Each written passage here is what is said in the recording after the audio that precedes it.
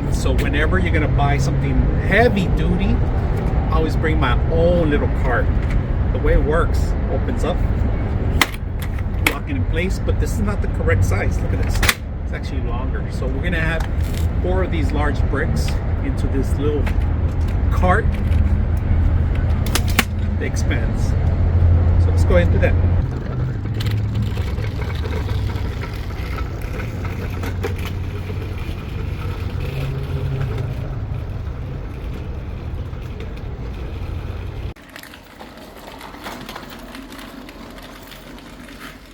So for straight places, you could lock it in place so it'll be easier to move around from. But if you have a narrow place, you could just lift this up, all right? Lift this up, and then you're able to actually move it to the direction that you want. Now this thing is about 40 pounds, if you guys can see, but this thing could carry a lot more than 40 pounds.